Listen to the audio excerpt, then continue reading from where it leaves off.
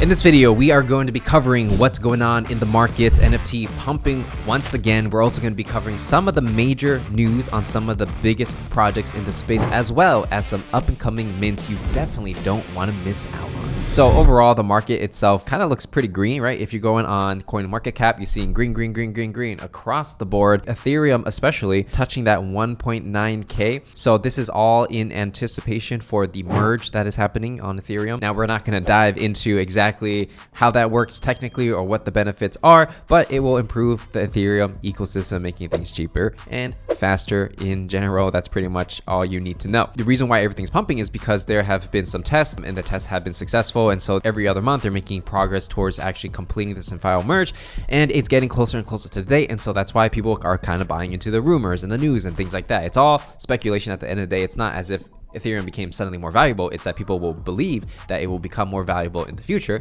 And so if everyone believes in it, then the value goes up. And possibly after the merge, maybe there's not going to be enough transaction on Ethereum, or maybe it doesn't really affect anything volume wise after, and maybe it'll dump after then. But who knows, right? It's really a coin flip at this point. Now, when we are looking at the fear and greed index, which is always, somewhat of a good indicator of where the market sentiment is at, you can see that people are still fearful in general relative to when it was a bull market. But if there's anything I'm learning during a bear market, there are still opportunities to make money. It may not always just be in NFTs. I think you have to swap around between alternative coins and getting into the majors like Ethereum, for example. Now, even when we're looking at upcoming mints or mints that have recently happened over the past week, projects have been minting out, which is a good thing. Whereas, a couple weeks ago, it was difficult for any project to be minting at all, essentially. And even some projects that tried to mint a couple weeks ago, if they did it now, probably they would have a much easier time and probably be more successful. The market changes really quickly. If you're launching a project or you're a project founder, understand that literally 1 or 2 weeks makes a major difference on the success of the mint of your project. And that's something to always keep in mind, whether you're a project founder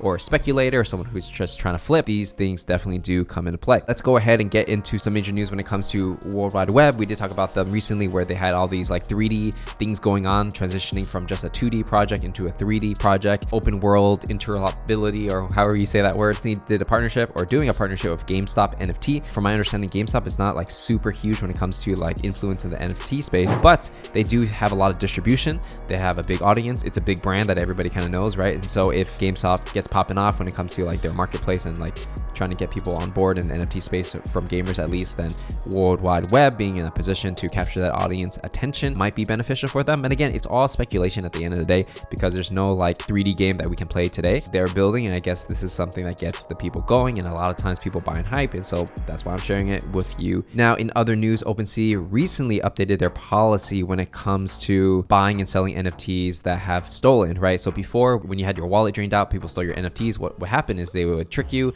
take all your stuff, and then immediately sell it on, OpenSea or something like that, and collect the Ethereum and disappear, right? The problem that would happen is that when somebody steals your NFT and they sell it to another person, the person that bought it for a cheap price because they're trying to sell it quick doesn't know that it's stolen. They're thinking they got like a fantastic deal, and then it ends up being flagged, and they can't like move their NFT around, and then it becomes this whole big issue. Part of the reason was because, in the US, apparently, that you cannot sell stolen goods. And then now OpenSea has come up with a different policy where basically they're saying for all reports going forward, if we don't receive a police report within 7 days, we'll re-enable buying and selling for that reported item. So, it doesn't necessarily solve the problem at its core, but definitely is better than just having your thing locked and not knowing when it's going to be unlocked, right? And if you want to learn more about that, they wrote up a whole article on their website, so definitely check that out if you're interested in that, the fine print of all of that. But I just want to give you the general understanding of what is going down. So now let's go ahead and talk about some up and coming projects you definitely want to keep your eyes on. The first project we're going to talk about is going to be Juuni. And I actually did talk to some of the people on the team over here, and they also have this artist Hex over here who's doing all the art for this project. But essentially it's an anime project. Yes, I know, there's a lot of anime projects going on. They recently just launched their Twitter, quite early days. So if you're interested in those kind of anime projects and supporting artists, right? Because they definitely highlight the artists in this project. There's not a lot of information on the utility is and what you're getting when you buy an NFT and like all that stuff. Right now it's just getting people interested, testing out different art. As you can see, it's by Studio Ram, which not too much information about that, but just wanted to put it on your radar. Now, the next project we are going to be talking about is going to be Meow. I believe that's what it's pronounced. Also another anime project in a sense, or anime themed at least. And it's a very cryptic thing where it's like, it's midnight and any interaction with these will be considered for a Meow list. So obviously they're going for that cryptic messaging, get the people wanting to get on the whitelist kind of vibe. So very early stages, there's only literally one tweet about this. So I'm definitely sharing this with a few before they even have 1,000 followers. Now the next project we're gonna talk about is gonna be Above, and they recently launched their website, which I thought was pretty interesting. They definitely do take a lot of inspiration from that Valorant League of Legends style. Doing a little bit more research, I've actually learned that the people that are working on this project actually did work at Riot Games. We have the illustrator, character designer, worked on Arcane, which is the 3D League of Legends Netflix animated series, which was actually very good. So obviously when you're looking at the aesthetics of the website, the art itself, it is high quality feeling for sure. How they're doing the animations, everything is pretty good for, you know, just right out the gate on the first go on terms of like launching their website. Okay, so when we're going on their Twitter page, it's gonna maybe launch in September, and then they're trying to blur the lines between the digital and the physical world to build the better next big lifestyle brand. Okay, so essentially they're building a lifestyle brand, right? Not necessarily building a game, but you know, a brand that people can kind of gravitate to. I guess similar to like Azuki, it would be a lifestyle brand who also does physical product, which is like the jacket and stuff like that. I would say that the website definitely is a lot stronger than the art they're posting on Twitter, but still pretty good, I would say. Scrolling down a little bit, yeah, they definitely got the cosign from NanoPass and PXN. I'm sure they have some kind of relationship in the past. Maybe the artist helped PXN in the past when it comes to the art, right? Because from an interview I did with Ray, they did recruit talent who were from Riot Games to help with the art for PXN. So it's an interesting project. Definitely check it out if this is something you are interested in. All right, next project we're going to talk about is going to be Clone Force. I've been seeing a lot of people wanting to build on top of the CloneX ecosystem. We had Clone Tools in the past, which were helping you create assets. We had that other project where they create clothes that you put on your CloneX, and now we have Clone Force over here. So Clone Force is a little bit more of a mystery. It's not really clear what value they're providing or what problem they're solving quite yet, but I just see a lot of people on my timeline who are, you know, CloneX holders. They're like, hey, you definitely got to check this out. And just the fact that it's clone heavy or like clone inspired, or, you know, building on top of CloneX, I think the clone community, you know, does support each other like quite a bit, that I'm seeing on Twitter and things like that. So this is another project if you're interested in kind of riding that wave of CloneX. And when I looked into, you know, some of the core team members, they're all like these 3D art creative kind of people. So you have the co-founder over here. He's a 3D generalist space. He creates loot pod decorations or interior design. This person over here is a designer, animator, brand specialist. A person over here is creative director. So all creative people involved in the Clone Force. We don't know what it is yet. My guess is they're going to create assets for CloneX, but what would that look like? Is it sneakers? Is it a jacket? Is it a tool that will help people create 3D stuff?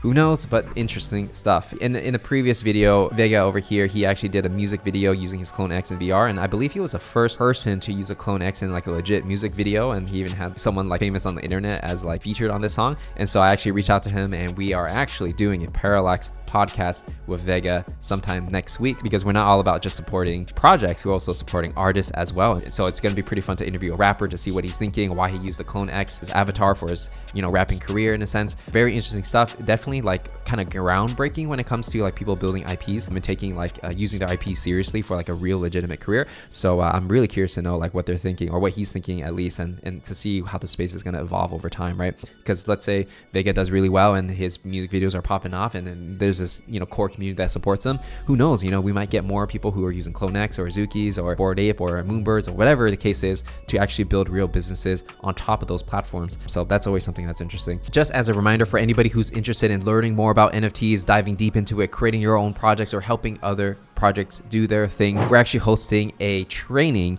in the Parallax Discord all about NFT marketing, showing you how some of the projects maybe that we talked about in the past, or maybe we talked about today, how they do their marketing, how they get people engaged when they're literally starting from nothing and nobody knows who they are to becoming something and getting people excited. We're going to be breaking down all these crazy marketing strategies in the Parallax Discord next week. But the catch is you definitely need to have a Parallax Genesis for this utility. And if you didn't know, we have a Genesis collection out, 777 supply, where it's all about media and education. So for anybody who's serious about learning about NFTs and the marketing side and sales side and how to build a project and do the marketing for that. And this is going to be a live interactive course where you can talk directly to me, and it's almost like a classroom kind of feel, right? And so if you definitely want to get that live experience and meet other people who are building towards a brighter future in the NFT space, this is something you definitely do not want to miss out on. It's going to be happening next week on Wednesday, so be on the lookout for that. And so with that said, that is everything we got to cover for this video. If you enjoyed it, make sure to give it a like, subscribe, turn on notifications, because it helps a lot. And let me know in the comments what kind of videos or projects I should check out next and put it on my radar. With that said, my name is Patrick Dang, and I will see you in the next one.